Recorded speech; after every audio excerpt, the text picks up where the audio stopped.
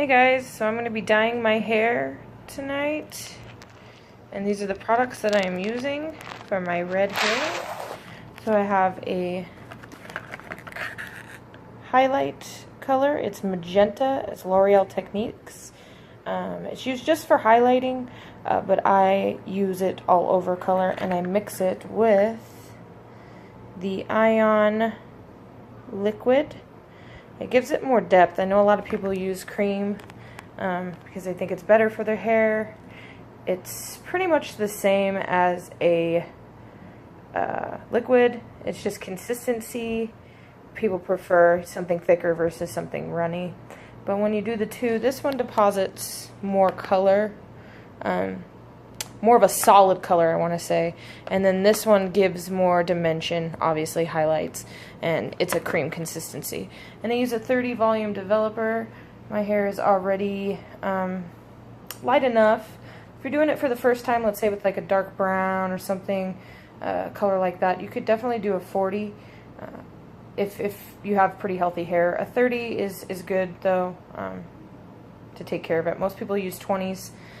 20 is not going to give you enough lift, so think the higher the number, the more lift you're going to get on your hair color. Lift means the lighter it will get. Also, I'm going to be using this, an After Color Seal. It's my first time using it. Hopefully I enjoy it. I usually use a Pravana leave-in color seal for my hair, which I can show a quick picture of. Hold on one moment. This is what I use for my after. It's the Color Ensure Leave-In treatment. It's a really old packaging, so it might not look like it does now. Yeah, so I really like that. And obviously when I style, I use a serum. I prefer BioSilk, but right now I'm out, so I'm using a L'Oreal version. But yeah, this is the products I will be using in my hair today. Hey guys, I did forget to mention I do use a protein filler for my red hair. I think it works well. I like it. I also use it to refresh my color, which it says you can. But most of the time I use a semi-permanent, if I could spit that out. But we'll go through that after. So again, those are the products. I have my mixing bowl and all that kind of stuff going on. So it's pretty easy instructions. So there's 4 ounces. I always buy the little ones because it's easier for me, because I know I'm using 2 boxes of dye, which both call for 2 ounces each. So that means 1 bottle of developer. So again, it's going to be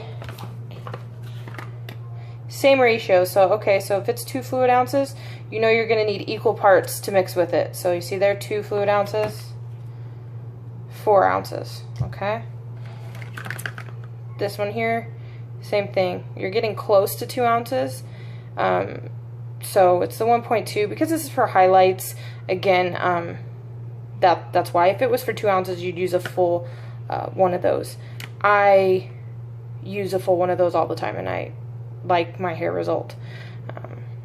So that's that. But technically speaking, it should be equal parts, so it should be a little less than 4 ounces to use both of those. But again, I use the full 4. And the protein filler inside the color. This is me in all of my beautiful, no makeup and funky hair glory. So it's time to dye. The hair, that is, guys. Alright, see you in a few. So here I am mixing all my products together except the developer. So again, I have the high color highlights from L'Oreal in magenta, and then I have the medium intense red by Ion, the Color Brilliance collection, and then I also have my red protein filler that I'm mixing in here first, and then I will go ahead and add the developer. Once the developer is in there, it's pretty much active, and I want to toss that stuff on my head. So again, I'm going to just stop this so I can get my mix on. Now I started to mix the cream developer in again. So my highlight from L'Oreal is cream. My Ion is liquid. It gives it just more dimension and highlight, I feel. And the developer is cream. So I'm still mixing my life away. It fucking sucks. And it smells. Make sure you do this in a well-ventilated area. My bathroom's kind of small in my master bedroom, so it kind of sucks.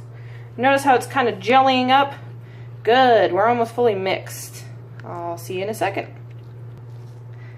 So now that everything is incorporated in my mix and dye, you want to make sure there's a lack of lumps. We want it to be fully mixed. So now it's this jelly-like consistency. You're going to get kind of that gelatin-like, which is good, it's ready to go. So I'm going to start slathering on my head. I start with the root. So I start where my hair normally parts, and notice this is about 5 weeks of growth. I do my hair every 4 to 6 weeks. I do have grays, and they usually come in the back here. Probably can't see them, but I can, and it drives me crazy. So I will start there and work my way to the ends. I leave this on approximately 30 minutes. And then I rinse. And fuck, I don't know what else to say. All right, see you in a minute. All right, guys. So this is me putting it on my roots so far. I don't use any barrier on my forehead or anything. I have a little nifty trick to take off any of that red when it stains, because it will stain. So to get your roots in the part, basically what you have to do is you take this little stick end. This is the first time me videoing it, so bear with me, guys. You're going to take that stick end and you're going to run it through your hair. It'll give you a good part. You don't want to go too close because you're going to get product on there anyway, so you basically use the end of your brush, take that piece over. See that, how you're still getting some there?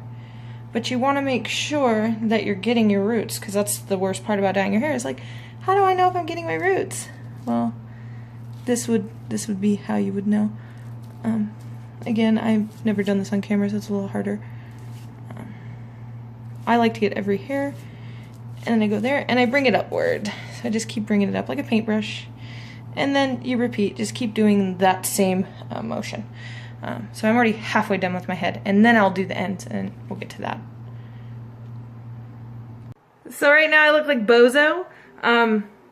Basically I've done all my roots, and the back you're going to do the same thing with that little back end of your comb.